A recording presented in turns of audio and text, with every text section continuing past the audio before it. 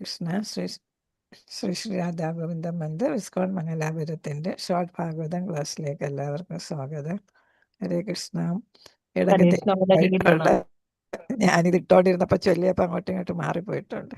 ഹരേ Krishna. Mataji Ambika മാതാജിയെ co-host ആക്കും. ഹരേ കൃഷ്ണ. ഇന്ന് വസന്ത മാതാജി ഇല്ലാന്ന് തോന്നുന്നു. അതാണ് അംബിക മാതാജി വിളിച്ചപ്പോഴാ ഞാൻ അറിഞ്ഞു. മാതാജിനെ കാണാത്തോണ്ട് ഞങ്ങള് ടെൻഷനായി പോയി. ക്ലാസ് ഇല്ലേ എന്താണോ ടെൻഷനായിട്ടേ ക്ലാസ് ഇല്ലെന്ന് ഞാൻ പറഞ്ഞ അംബിക മാതാജി വിളിച്ചോ. ഹരേ ഹരേ കൃഷ്ണ. കൃഷ്ണ.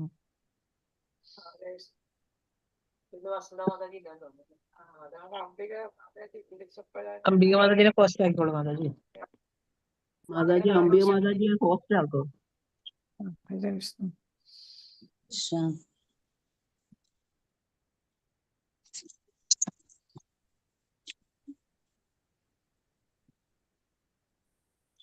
അംബിക മാതാജി ഇത് കണ്ടില്ലല്ലോ.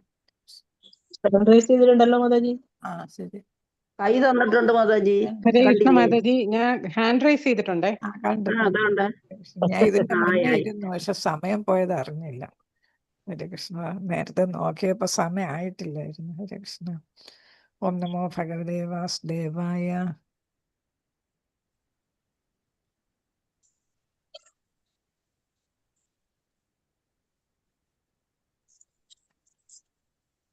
ഷെയർ ഇല്ലല്ലോ. ഹരേ കൃഷ്ണ.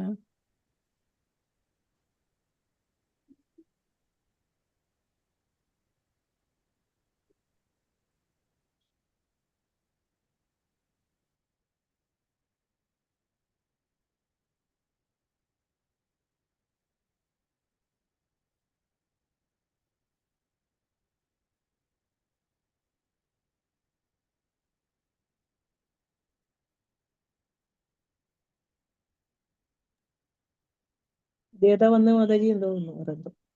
ഹരേ കൃഷ്ണ.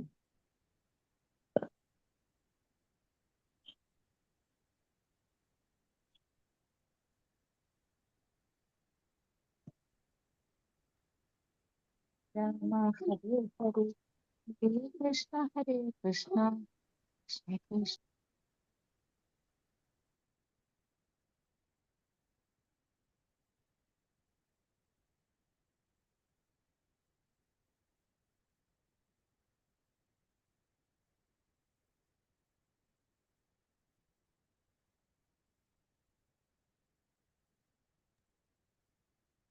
ഹരേ ഹരേ ഹരേ രാമ രാമ രാമ അംബിക മാതാജി ഇതെന്ത് ഷെയർ ആകാത്ത?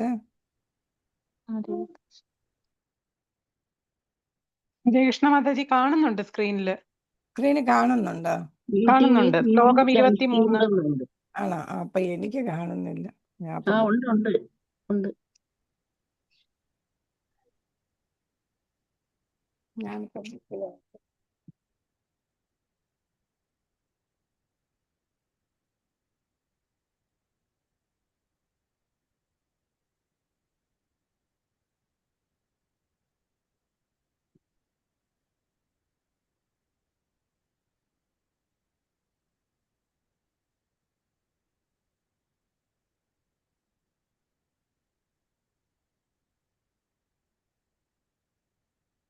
ബാക്കി ഇച്ചിരൂടെ താരണം മതി മാതാജി. 22 കുറച്ച് ഇന്നലെ വായിക്കാൻ. അത് അവർ സ്വാഭാവികമായി തന്നെ അഹന്തമില്ലായ്മ അവിടം തൊട്ടായിനെ പഠിപ്പിക്കേണ്ട. ഇച്ചിരൂടെ താരണം. സ്ക്രീൻ കാണുന്നില്ല കേട്ടോ. മാതാജി കാണുന്നില്ല. മാതാജി എന്നാ ബുക്ക് വെച്ച് പഠിപ്പിച്ചേ. അതേ മാതാജി, ബുക്ക് ഒന്ന് വായിച്ചാൽ മതി. വായിക്കും മാതാജി, അതവിടെ കിടക്കട്ടെ.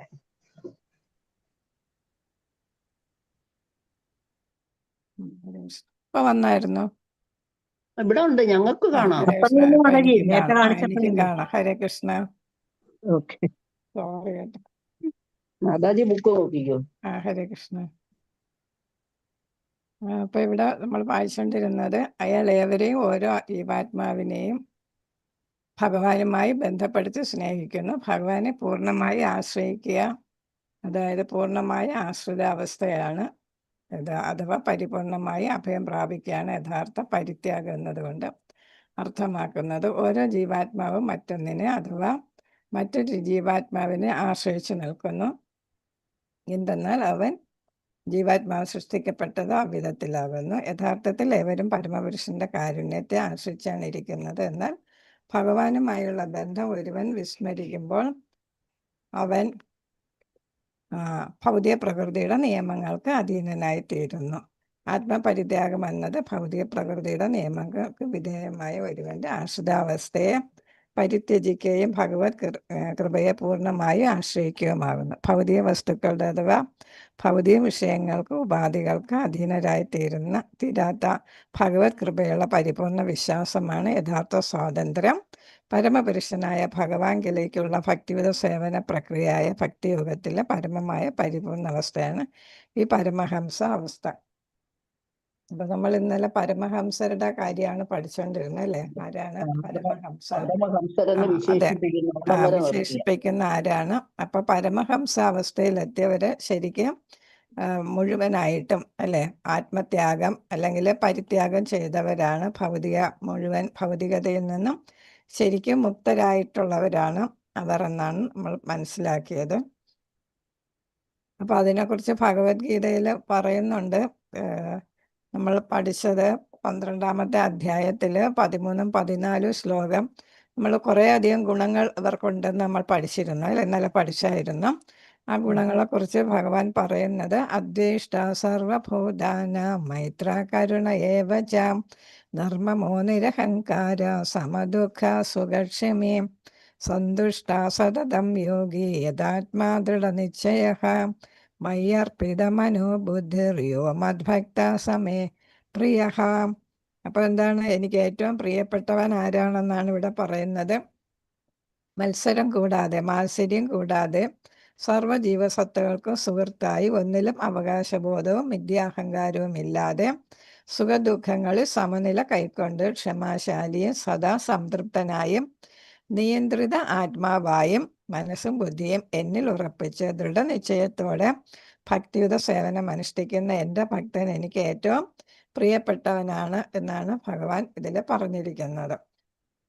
അപ്പോൾ പരമഹംസ അവസ്ഥയിലെത്തിയവരുടെ ക്വാളിറ്റീസ് ആണ് ഈ പറഞ്ഞതെല്ലാം. അപ്പോൾ അങ്ങനെ എന്താണ്? സമഭാവനയോടെ കാണുന്ന ആള്. ഇന്നലെ പറഞ്ഞു എല്ലാവരെയും ഒരേപോലെ, എല്ലാ ജീവജാലങ്ങളെയും ഒരേപോലെ അങ്ങനെ കാണുന്ന ആളാണ്. അപ്പോൾ ഇവിടെ അതിൽ പിന്നെ തന്നെ 23-ാമത്തെ ശ്ലോകം 13-ാം അധ്യായത്തിൽ നമ്മൾ പഠിച്ചതാണ്, കാണാതെ പഠിച്ചതും കൂടെയാണ്.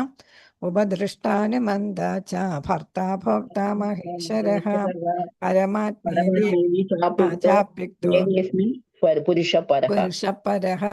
അപ്പൊ അതും പരമഹംസനെ കുറിച്ചാണ് പറയുന്നത്. ഇന്ദ്രിയ അതീതനായൊരു ഭോക്താവുണ്ട്. ഈ ശരീരത്തെ സർവാധിപതിയും ഉപദൃഷ്ടാവും അനുമതിദായകനുമായ ആ പരമപുരുഷനെ പരമാത്മാവെന്ന് പറയാം. അപ്പൊ പരമാത്മാവ് എന്ന് പറയുന്ന ഇതാണ്. അപ്പൊ പരമാത്മാവിനെ പ്രാപിക്കാൻ പറ്റുന്ന ആളാണ് ആരായിട്ട് വരുന്നത്? പരമഹംസാവസ്ഥയിൽ എത്തുന്നയാള്. അപ്പൊ പരമഹംസാവസ്ഥയിൽ നമ്മൾ എല്ലാവരും എത്തണം എന്നുള്ളതാണ് പറയുന്നത്. ജീവാത്മാവ് ഏതവസ്ഥയിലെത്തണം? പരമഹംസാവസ്ഥയിലെത്തിയാൽ ഭഗവാനെ പ്രാപിക്കാനായിട്ട് സാധിക്കൂ എന്നുള്ളതാണ്. ശ്ലോകം 23. ഓം നമോ ഭഗവതേ വാസുദേവായ.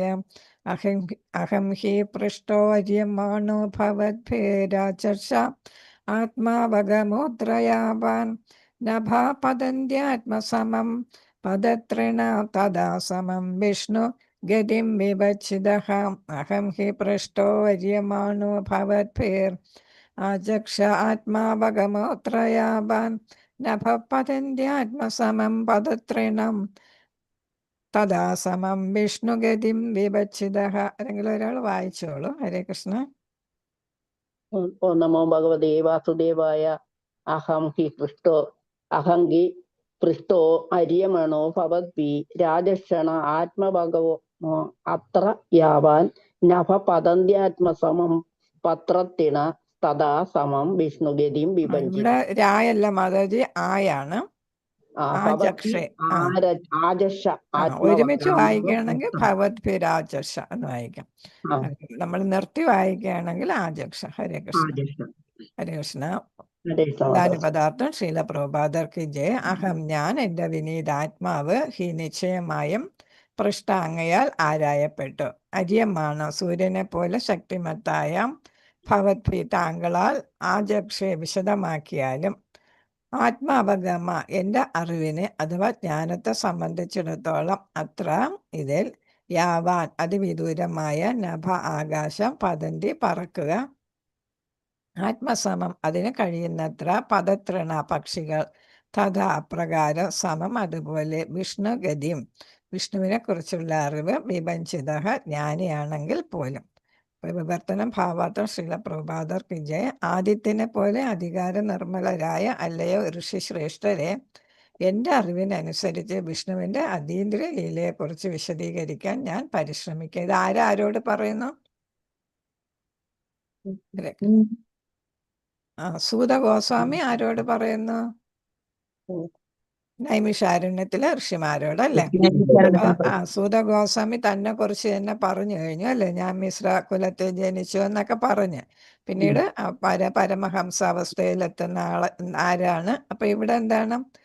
സൂത ഗോസ്വാമി ഉന്നത തലത്തിലെത്തിയ ആളാണ്. പരമഹംസ പദത്തിൽ അദ്ദേഹത്തിന് എത്താൻ സാധിച്ചു. കാരണം എന്താണ്? ശുകദേവ ഗോസ്വാമിയിൽ നിന്ന് ഭാഗവതം കേൾക്കുകയും അതേപോലെ ശ്രേഷ്ഠരായ ഋഷീശ്വരന്മാർക്ക് അത് പകർന്നു കൊടുക്കാൻ സാധിക്കുകയും ചെയ്തത് കൊണ്ട് തന്നെ അദ്ദേഹം ഇവിടെ പരമഹംസ അവസ്ഥയിൽ എത്തിച്ചേർന്ന ആളാണ്. അപ്പൊ അദ്ദേഹം പറയുന്നു, ഞാൻ എന്താണ് എൻ്റെ അറിവിനനുസരിച്ച് ശുകദേവ ഗോസ്വാമിയിൽ നിന്ന് കേട്ടത് അതേപോലെ പകർന്നു കൊടുക്കണമെന്നാണ് അല്ലേ? അപ്പൊ അത് ഞാൻ കഴിയുന്നത്ര അതനുസരിച്ച് തന്നെ ഭഗവാന്റെ ലീലകളെ കുറിച്ച് വിശദീകരിക്കാനായിട്ട് ഞാൻ പരിശ്രമിക്കാം. പക്ഷികൾ ആകാശത്തിൽ അവയുടെ കഴിവനുസരിച്ച് കഴിയുന്നത്ര ഉയരത്തിൽ പറക്കുന്നത് പോലെ ജ്ഞാനികളായ ഭഗവത് ഭക്തർ അവരവരുടെ സാക്ഷാത്കാരം അനുവദിക്കുന്നത് പോലെ ഭഗവാനെ കുറിച്ച് വർണ്ണിക്കുന്നു. ഇപ്പൊ ഇദ്ദേഹം ഏതാണ്? ഉയർന്ന തലത്തിൽ എത്തിയിട്ടുള്ളത് കൊണ്ട് അദ്ദേഹത്തിന് അത് സാധിക്കും. എന്നാലും അദ്ദേഹം ഒരിക്കലും അഹങ്കാരം, നമ്മൾ പറഞ്ഞ അഹങ്കാരിയാകത്തില്ല അല്ലേ? പരമഹംസൻ ഒരിക്കലും ആരല്ല? അഹങ്കാരിയല്ല അല്ലേ? അതുകൊണ്ട് അദ്ദേഹത്തിന് എത്ര ശ്രേഷ്ഠമായിട്ടുള്ള അറിവുണ്ടെങ്കിലും അദ്ദേഹം എന്താണ്? വളരെ വിനയത്തോടു കൂടിയാണ് സംസാരിക്കുന്നത്. അത് ഒരു ക്വാളിറ്റിയാണ് വിനയം എന്ന് പറയുന്നത് അല്ലേ?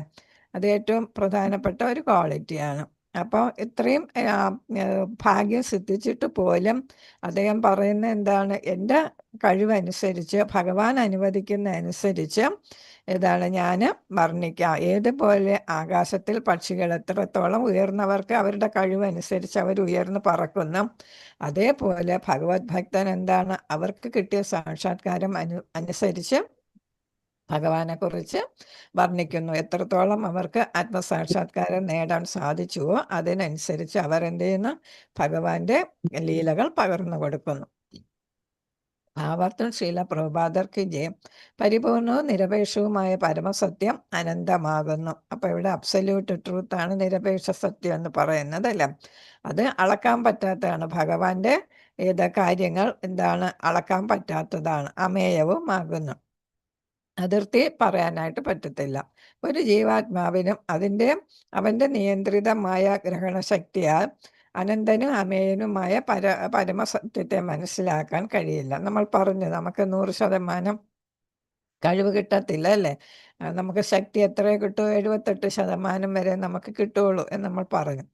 അപ്പൊ ഇവിടെ എന്താണ്? അപ്പൊ അത് കാരണം ഭഗവാനെ കുറിച്ച് പൂർണ്ണമായിട്ട് പറയാൻ ഭഗവാന് മാത്രമേ സാധിക്കൂ. ഭഗവാൻ വ്യക്തിഗതനും വ്യക്തിശൂന്യനും കേന്ദ്രീകൃതനും ഒരു പ്രത്യേക സ്ഥല വിഭാഗത്ത് മാത്രം ഒതുങ്ങി നിൽക്കുന്നവനും അനന്തനും അമേയവനും ആകുന്നു. അപ്പൊ എന്താണ്? ഭഗവാൻ എന്താണ്? എല്ലായിടത്തും നിൽക്കുന്ന ആളാണ് അല്ലെ? അതേസമയം വ്യക്തിഗതനാണ്, വ്യക്തിശൂന്യനാണ്. അപ്പൊ മായാവാദികൾ പറയുന്നു വ്യക്തിശൂന്യനാണെന്ന്. കാരണം നമുക്ക് കാണാൻ പറ്റത്തില്ല. അതേസമയം ഭഗവാന് വ്യക്തി രൂപമുണ്ടും താനും അല്ലേ? കേന്ദ്രീകൃതനാണ്. ഭഗവാൻ ഇവിടെ ധാമത്തിലാണ് അല്ലേ? എന്നാൽ എന്താണ്? നമുക്ക് വേണ്ടിടത്ത് ഭഗവാൻ എത്തുകയും ചെയ്യും. അതുകൊണ്ടാണ് ഇവിടെ പറയുന്നത്. എന്നാൽ അദ്ദേഹം അനന്തനും അമേയനുമാണ് അല്ലേ? അളക്കാൻ പറ്റാത്തതാണ്, എല്ലായിടത്തും വ്യാപിച്ചിരിക്കുന്നതുമാണ്. ഭഗവാൻ അപ്പം ഇത് രണ്ട് തരം പോസിറ്റീവ് ആയിട്ടും നെഗറ്റീവ് ആയിട്ടും ഇവിടെ പറയുന്നു.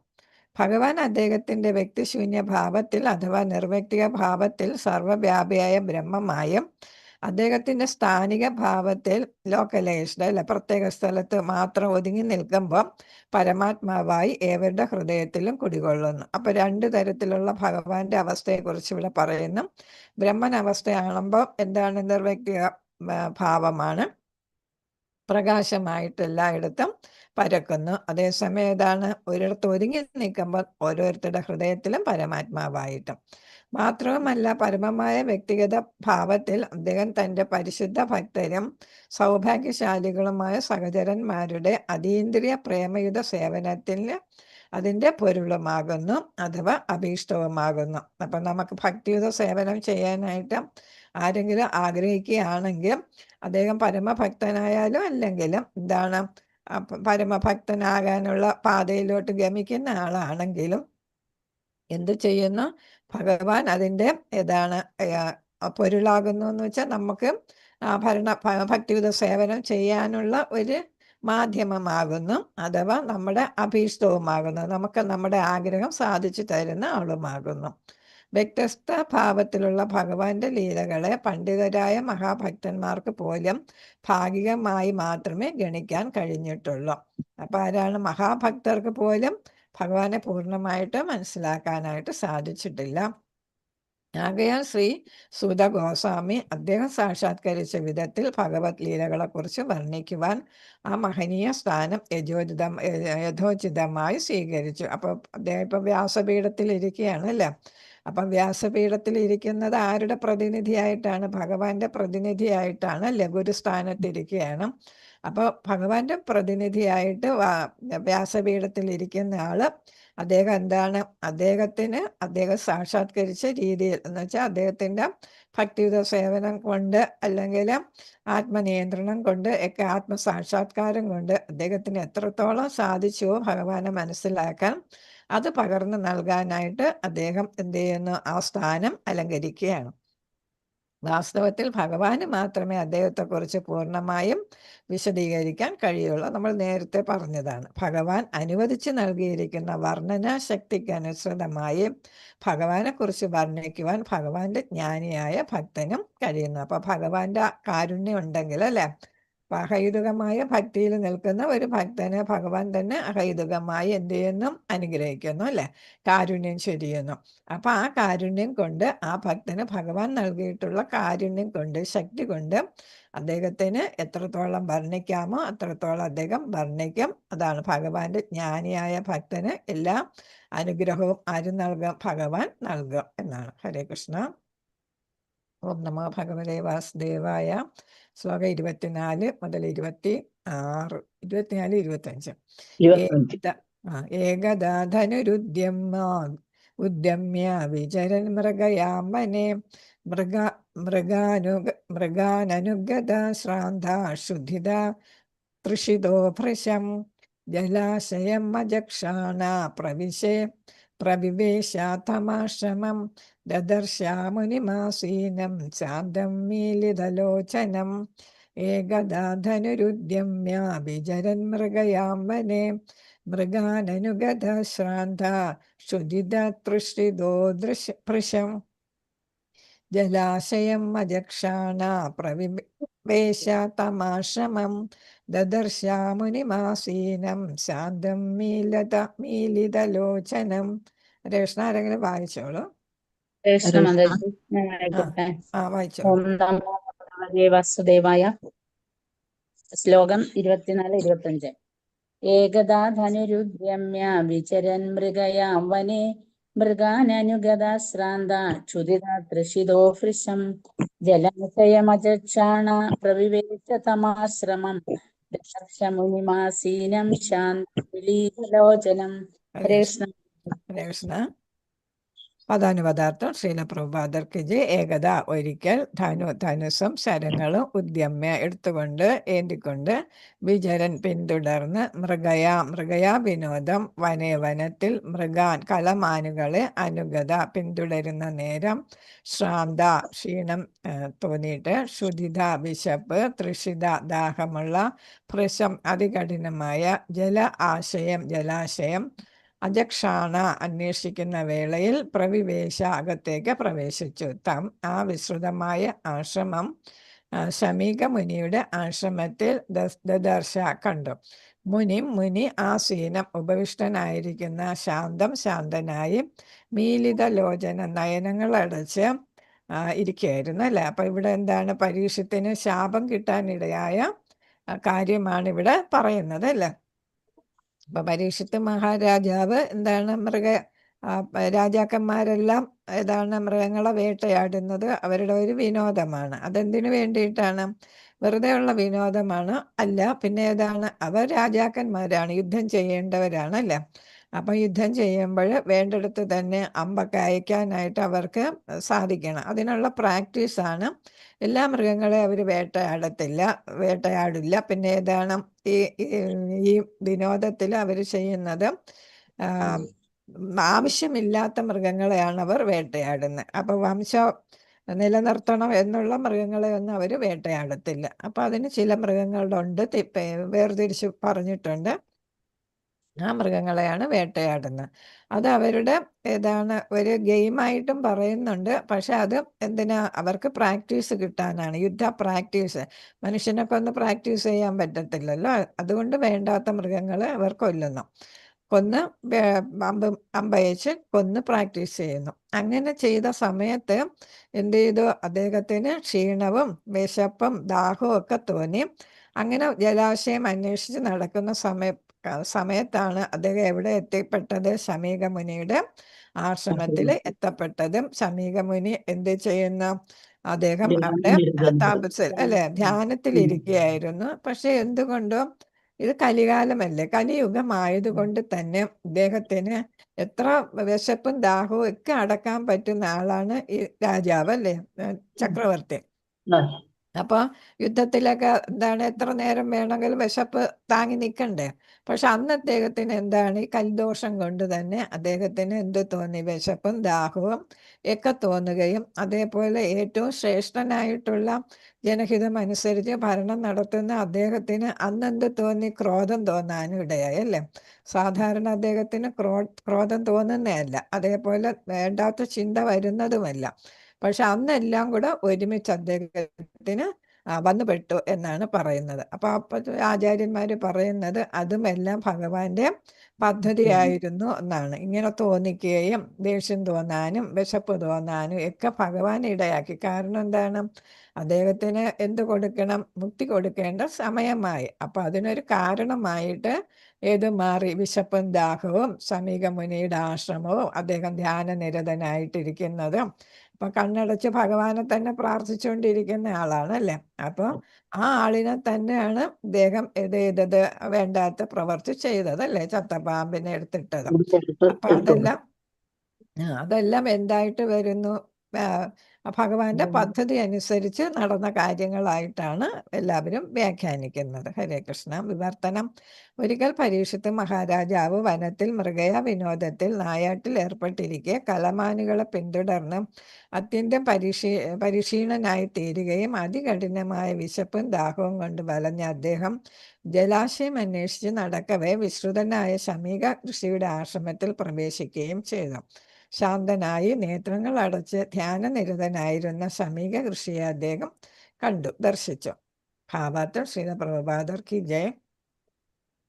ഉചിത സമയത്ത് സ്വഭക്തരെ തൻ്റെ അടുത്തേക്ക് ഭഗവത് സന്നിധിയിലേക്ക് തിരികെ വിളിക്കുകയും അവർക്ക് മംഗളകരമായ സാഹചര്യങ്ങൾ ഒരുക്കി കൊടുക്കുകയും ചെയ്യുന്ന വിധത്തിൽ പരിശുദ്ധ ഭക്തരോട് അത്യന്തം കരുണയുള്ളവനാണ് പരമപുരുഷൻ. ഇപ്പൊ ഞാൻ പറഞ്ഞ കാര്യമാണ് അല്ലേ, ഭഗവാന്റെ കാരുണ്യം കൊണ്ടാണ് പരീക്ഷത്തിന് അങ്ങനെയെല്ലാം തോന്നിയതെന്നാണ്. പരീക്ഷത്ത് മഹാരാജാവ് ഭഗവാന്റെ പരിശുദ്ധ ഭക്തനായിരുന്നു.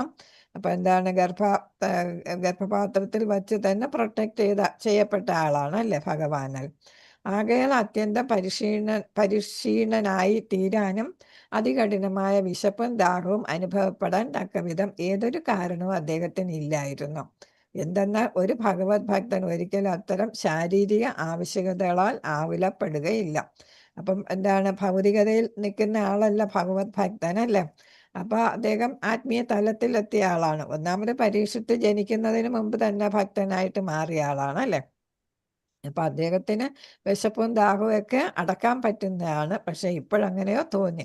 എന്നാൽ ഭഗവത് ഇച്ഛയാൽ അത്തരമൊരു ശുദ്ധ ഭഗവത് ഭക്തൻ പോലും അവന്റെ ലൗകികമായ ആ പ്രവർത്തനങ്ങൾ പരിത്യജിക്കുവാൻ വേണ്ടി അനുകൂലമായൊരു സന്ദർഭം സൃഷ്ടിക്കുവാനായി മാത്രം പ്രതീകമായ ക്ഷീണവും വിശപ്പും ദാഹവും ഉള്ളവനായി തീർന്നു. അപ്പൊ അദ്ദേഹത്തിന് എന്താണ്, ഭൗതികമായിട്ടുള്ള കാര്യങ്ങൾ പരിത്യജിച്ച് എവിടെ എത്തണം, ഭഗവത് ധാമത്തിൽ എത്തേണ്ട സമയമായി. അപ്പൊ അതുകൊണ്ട് മാത്രം അദ്ദേഹത്തിന് വിശപ്പും ക്ഷീണവും ഒക്കെ തോന്നി എന്നാണ് പറയുന്നത്. ഹരേ കൃഷ്ണ.